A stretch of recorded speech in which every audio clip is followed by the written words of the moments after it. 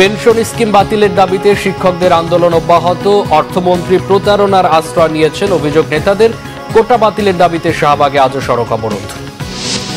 সিলেটে বৃষ্টি কমলেও নদ নদীর পানি বিপদসীমার উপরে। দফায় দফায় বন্যায় দুর্ভোগ চরমে। 10 জুলাইয়ের পর পরিস্থিতি উন্নতির পূর্বাভাস। দেখছিলেন সংবাদ শিরোনাম, এবার বিস্তারিত। বিএনপি চেয়ারপারসন বেগম খালেদা জিয়ার মুক্তির দাবিতে বিক্ষোভ মিছিল ও সমাবেশ হয়েছে দেশের বিভিন্ন জেলায়। পুলিশি বাধায় পণ্ড হয়েছে অনেক জায়গার কর্মসূচি। প্রতিনিধিদের পাঠানো তথ্য, ভিডিও চিত্র নিয়ে দেখুন desk report. BNP chairperson Begum Khaleda জিয়ার মুক্তির দাবিতে জামালপুরে বিক্ষোভ সমাবেশ করেছে জেলা বিএনপি। দলীয় কার্যালয়ের সামনে সমাবেশে বক্তব্য দেন দলের যুগ্ম মহাসচিব সৈয়দ ইমরান সালেহ প্রিন্স। বাগেরহাটে পুরাতন বাজার মোড় এলাকার সমাবেশ পুলিশি বাধায় পণ্ড হয়েছে। পরে শহরের হরিণখানা এলাকায় জেলা বিএনপির আহ্বায়ক এটিএম আকরাম হোসেন তালিমের বাসায় প্রেস ব্রিফিংয়ে পুলিশ ও ক্ষমতাসীন দলের বিরুদ্ধে নানা অভিযোগ করে জেলা বিএনপি। লালমনিরহাট শহরের মিশন মোড়ে অনুষ্ঠিত সমাবেশে প্রধান অতিথি ছিলেন বিএনপির কেন্দ্রীয় নির্বাহী কমিটির সাংগঠনিক সম্পাদক অধ্যক্ষ আসাদুল হাবিব দুলু। জেলা বিএনপির সহ সভাপতি অ্যাডভোকেট রফিকুল ইসলাম রফিক এতে সভাপতিত্ব করেন। ঝিনাইদহ প্রেসক্লাব চত্বরে কেন্দ্রীয় কর্মসূচির সমাবেশ করে জেলা বিএনপি। প্রধান অতিথি দলের ভাইস চেয়ারম্যান নিতাই রায় চৌধুরী সহ অন্য নেতারাও বক্তব্য দেন এ সময়। জয়পুরহাটে শহরের চিনিকল সড়ক থেকে মিছিল বের হয়ে পার্টি অফিসে গিয়ে শেষ হয়। সেখানেই সমাবেশ করেন নেতাকর্মীরা। বক্তব্য দেন কেন্দ্রীয় নির্বাহী কমিটির সদস্য, সাবেক সংসদ সদস্য ইঞ্জিনিয়ার গোলাম মোস্তফা সহ অনেকে। নেত্রকোনা শহরের বনোয়াপাড়া এলাকায় জেলা বিএনপির আহ্বায়ক আনোয়ারুল হকের সভাপতিত্বে সমাবেশ হয়। এতে প্রধান অতিথি ছিলেন কেন্দ্রীয় বিএনপির ভাইস চেয়ারম্যান আহমেদ আজম খান। সিরাজগঞ্জের ভাসানী মিলনায়তন চত্বরে জেলা বিএনপির সমাবেশে প্রধান অতিথির বক্তব্য দেন বিএনপি চেয়ারপারসনের উপদেষ্টা, রাজশাহী সিটি কর্পোরেশনের সাবেক মেয়র মিজানুর রহমান মিনু, বিএনপি জাতীয় নির্বাহী কমিটির সদস্য ও জেলা বিএনপির সাধারণ সম্পাদক সাইদুর রহমান বাচ্চু সহ কেন্দ্রীয় ও জেলা বিএনপি এবং সহযোগী সংগঠনের নেতারা উপস্থিত ছিলেন এ সময়। সমাবেশে সভাপতিত্ব করেন জেলা বিএনপির সভাপতি রুমানা মাহমুদের সভাপতিত্বে এ সমাবেশ হয়। মুন্সিগঞ্জের মুক্তারপুর বটতলা বিএনপি কার্যালয়ের সামনে সমাবেশে প্রধান অতিথি ছিলেন দলের কেন্দ্রীয় কমিটির vice chairman doctor Asaduzzaman Ripon. বিশেষ অতিথি ছিলেন বিএনপির সহ সাংগঠনিক সম্পাদক নজরুল ইসলাম আজাদ। মাগুরায় শহরের ইসলামপুর পাড়ায় অবস্থিত জেলা বিএনপির কার্যালয়ের সামনে সমাবেশের আয়োজন করে জেলা বিএনপি। রাঙ্গামাটি জেলা বিএনপির কার্যালয়ের সামনে সভাপতি দীপন তালুকদার দীপুর সভাপতিত্বে সমাবেশে প্রধান অতিথির বক্তব্য দেন দলের জাতীয় নির্বাহী কমিটির সাংগঠনিক সম্পাদক মাহবুবের রহমান শামীম সহ অন্য নেতারা। টাঙ্গাইল ভাসানী হলের সামনে জেলা বিএনপির সভাপতি হাসানুজ্জামিল শাহিনের সভাপতিত্বে সমাবেশে প্রধান অতিথির বক্তব্য দেন দলের জাতীয় নির্বাহী কমিটির যুগ্ম মহাসচিব অ্যাডভোকেট আব্দুস সালাম আজাদ সহ অনেকে। কিশোরগঞ্জ ঐতিহাসিক রথখোলা মাঠে জেলা বিএনপির আয়োজনে সমাবেশে সভাপতিত্ব করেন জেলা বিএনপির সহ সভাপতি লায়লা বেগম। এতে বক্তব্য রাখেন ময়মনসিংহ বিভাগীয় বিএনপির সহ সাংগঠনিক সম্পাদক আবু ওয়াহাব আকন্দ, কেন্দ্রীয় বিএনপির সদস্য শেখ মুজিবুর রহমান ইকবাল সহ অনেকে। পাবনায় দলের কার্যালয়ে জেলা বিএনপির আহ্বায়ক হাবিবুর রহমান হাবিবের সভাপতিত্বে সমাবেশে বক্তব্য দেন চেয়ারপারসন বেগম খালেদা জিয়ার উপদেষ্টা হেলালুজ্জামান তালুকদার লালু। কুষ্টিয়ায় বিএনপি চেয়ারপারসনের উপদেষ্টা মেহেদি রুমির সভাপতিত্বে সমাবেশে প্রধান অতিথি ছিলেন দলের ভাইস চেয়ারম্যান শামসুজ্জামান দুদু। দলীয় নেতাকর্মীরা উপস্থিত ছিলেন এ সময়। ফেনীতে শহরের ইসলামপুর রোডে জেলা বিএনপির আহ্বায়ক শেখ ফরিদ বাহারের সভাপতিত্বে সমাবেশে প্রধান অতিথির বক্তব্য দেন দলের চেয়ারপারসনের উপদেষ্টা Abul Khayer Bhuiyan. Nazneen Akter, Bangla Vision news desk. অন্যদিকে বিএনপির সিনিয়র যুগ্ম মহাসচিব রুহুল কবির রিজভীর অভিযোগ, পুলিশ ও দলীয় সন্ত্রাসীদের লেলিয়ে দিয়ে ক্ষমতাসীনরা বিরোধী দল দমন করছে। পাবলিক বিশ্ববিদ্যালয়ে অচলাবস্থা তৈরি করে শিক্ষকদের বিপর্যয়ের দিকে ঠেলে দেওয়া হচ্ছে বলে অভিযোগ করেন তিনি। নয়াপল্টনে দলের কেন্দ্রীয় কার্যালয়ে সংবাদ সম্মেলনে রুহুল কবির রিজভী এসব কথা বলেন। বেনজির আজিজ সহ দুর্নীতিবাজদের টাকা বাজেয়াপ্ত করে শিক্ষকদের পেনশন চালু করার দাবি জানান তিনি। পাবলিক বিশ্ববিদ্যালয়ের শিক্ষকদের যৌক্তিক আন্দোলনে বিএনপির সমর্থনের কথাও জানান রুহুল কবির রিজভী। বেগম জিয়ার মুক্তির দাবিতে সারা দেশে জেলা পর্যায়ে পূর্ব নির্ধারিত সমাবেশে হামলা, নির্যাতন, বাধা দেওয়ার অভিযোগ করেন বিএনপির সিনিয়র যুগ্ম মহাসচিব। সর্বজনীন পেনশন প্রত্যয় স্কিম বাতিলের দাবিতে তৃতীয় দিনের মতো কর্মবিরতিতে আছেন পাবলিক বিশ্ববিদ্যালয়ের শিক্ষকরা। এদিকে শিক্ষক নেতাদের সঙ্গে কাল বৃহস্পতিবার বৈঠক করবেন আওয়ামী লীগের সাধারণ সম্পাদক ওবায়দুল কাদের ও শিক্ষামন্ত্রী মহিবুল হাসান চৌধুরী। এই তথ্য জানিয়েছে বাংলাদেশ শিক্ষক সমিতি ফেডারেশনের মহাসচিব নিজামুল হক ভূঁইয়া। সর্বজনীন পেনশন স্কিম সংক্রান্ত বৈষম্যমূলক প্রজ্ঞাপন প্রত্যাহারের দাবিতে সর্বাত্মক কর্মবিরতি ও অবস্থান কর্মসূচিতে এই কথা বলেন তিনি। বুধবার বেলা 12টায় ঢাকা বিশ্ববিদ্যালয়ের কলা ভবনের সামনের গেটে এই কর্মবিরতি ও অবস্থান কর্মসূচি শুরু হয়। ক্লাস পরীক্ষা সহ সব ধরনের একাডেমিক কার্যক্রম বন্ধ রয়েছে। এর আগে 1 জুলাই থেকে সর্বাত্মক কর্মবিরতি শুরু করেন ঢাকা বিশ্ববিদ্যালয়ের শিক্ষকরা। প্রত্যয় স্কিম প্রত্যাহার না হলে আন্দোলন চালিয়ে যাওয়ার কথা জানান বিশ্ববিদ্যালয়ের শিক্ষকরা। একই সাথে সর্বজনীন পেনশন স্কিম থেকে পাবলিক বিশ্ববিদ্যালয়কে বাদ দেওয়ার দাবিতে 3 দিন ধরে আন্দোলন করে আসছে ঢাকা বিশ্ববিদ্যালয় কর্মচারী ঐক্য পরিষদ। সরকারি চাকরিতে কোটা ব্যবস্থা বাতিল করে 2018 সালে সরকারের জারি করা পরিপত্র পুনর্বহালের দাবিতে দ্বিতীয় দিনের মতো রাজধানীর শাহবাগ মোড় অবরোধ করেছে বিপুল সংখ্যক শিক্ষার্থী ও চাকরি প্রত্যাশীরা। ঢাকা বিশ্ববিদ্যালয় কেন্দ্রীয় গ্রন্থাগারের সামনে থেকে বৈষম্য বিরোধী ছাত্র আন্দোলন এর ব্যানারে বিপুল সংখ্যক শিক্ষার্থী ও চাকরি প্রত্যাশীর মিছিলটি শুরু হয় বেলা 2:30টার পর। ক্যাম্পাসের বিভিন্ন সড়ক ঘুরে দোয়েল চত্বর ও সুপ্রিম কোর্টের সামনে দিয়ে শাহবাগে এসে মিছিলটি থামে বিকেল 4:45টার দিকে। এরপর শাহবাগ মোড়ে সড়কের ওপর অবস্থান নেয় চাকরি প্রত্যাশী শিক্ষার্থীরা। বিকেল 4:45টায় অবরোধ শেষ হয়। অবরোধের কারণে শাহবাগ এলাকায় কিছুক্ষণ যান চলাচল বন্ধ থাকে। এতে তীব্র যানজটের সৃষ্টি হয়। এর আগে গতকালও 1 ঘন্টার জন্য শাহবাগ মোড় অবরোধ করেছিলেন আন্দোলনকারীরা।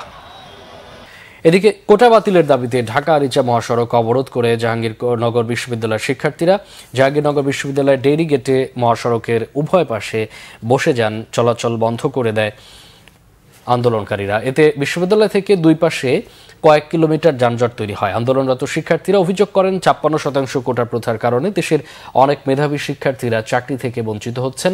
মেধা থাকার পরও মেধাবী শিক্ষার্থীরা কম যোগ্যতা সম্পন্ন শিক্ষার্থীদের কাছে হেরে যাচ্ছেন। সকল প্রকার বৈষম্য বাতিলের দাবিতে শিক্ষার্থীদের এই আন্দোলন বলে জানায় তারা। একই দাবিতে ময়মনসিংহে বিক্ষোভ মিছিল ও সমাবেশ করে বাংলাদেশ কৃষি বিশ্ববিদ্যালয়ের শিক্ষার্থীরা। পরে জব্বারের মোড়ে 1:20 থেকে 2:10 পর্যন্ত রেলপথ অবরোধ করে রাখে আন্দোলনকারীরা। এতে প্রায় 1 ঘন্টা আটকা থাকে ঢাকা থেকে মোহনগঞ্জগামী মহুয়া কমিউটার ট্রেন। দুর্ভোগ পোহাতে হয় সাধারণ যাত্রীদের।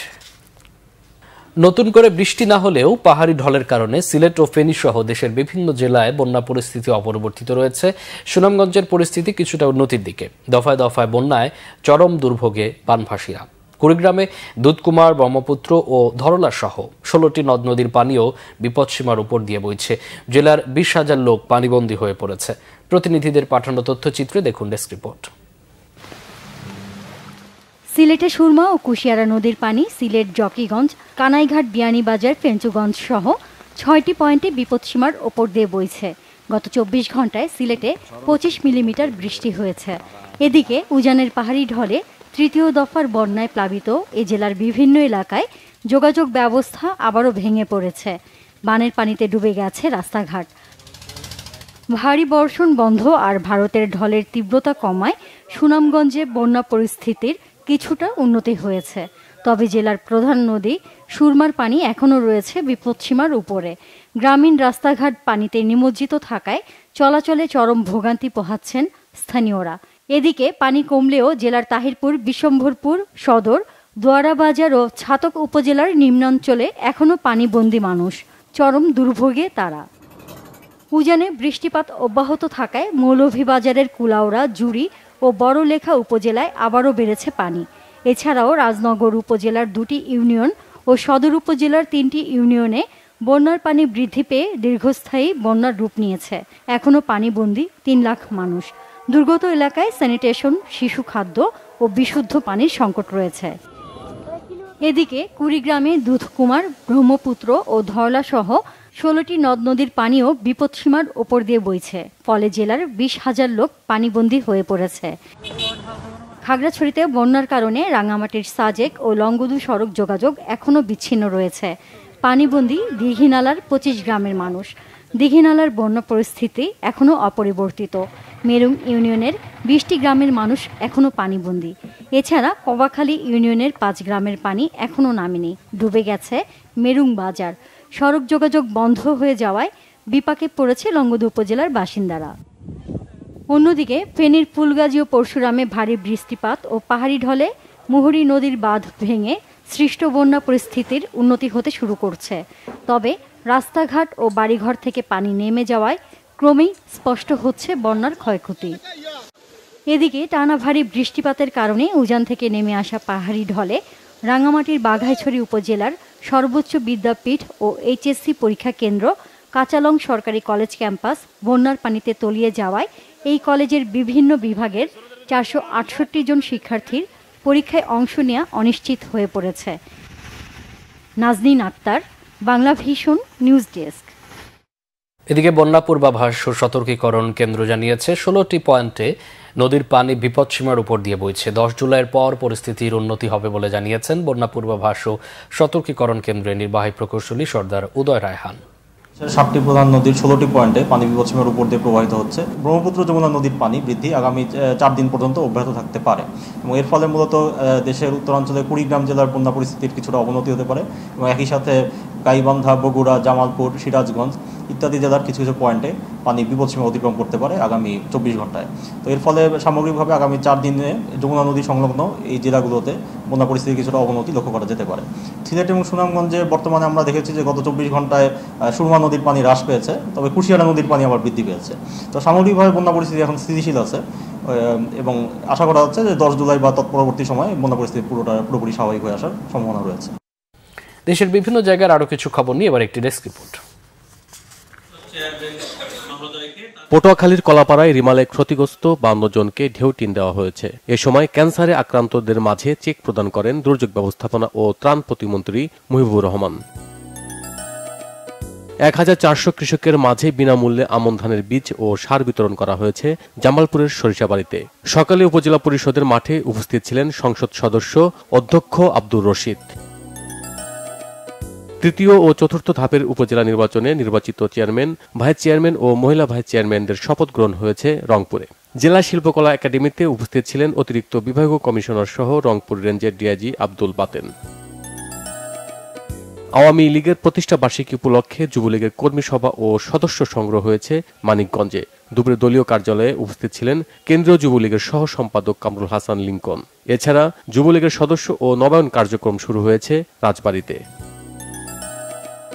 বেতন বৈষম্য সহ বিভিন্ন দাবিতে অনির্দিষ্টকালের জন্য কর্মবিরতি পালন করেছে কুমিল্লা পল্লী বিদ্যুৎ সমিতির কর্মকর্তা কর্মচারীরা।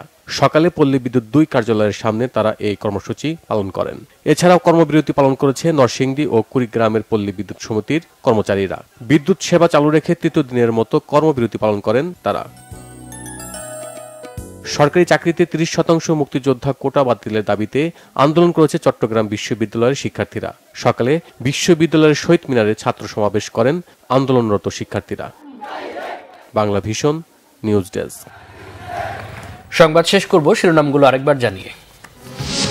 পেনশন স্কিম বাতিলের দাবিতে শিক্ষকদের আন্দোলন অব্যাহত। অর্থমন্ত্রী প্রতারণার আশ্রয় নিয়েছেন অভিযোগ নেতাদের। কোটা বাতিলের দাবিতে শাহবাগে আজও সড়ক অবরোধ। সিলেটে বৃষ্টি কমলেও নদ নদীর পানি বিপদসীমার উপরে। দফায় দফায় বন্যায় দুর্ভোগ চরমে। 10 জুলাইয়ের পর পরিস্থিতি উন্নতির পূর্বাভাস। এই ছিল এখনকার মতো। পরের সংবাদ সন্ধ্যা 7:30টায় দেখার আমন্ত্রণ রইল। এছাড়া বাংলা ভিশন সংবাদ ও সংবাদ সংশ্লিষ্ট অনুষ্ঠান দেখতে ভিজিট করুন www.bvnews24.com ও facebook.com/banglavisionnews এবং সাবস্ক্রাইব করুন youtube.com/banglavisionnews। এতক্ষণ সাথে থাকায় অসংখ্য ধন্যবাদ।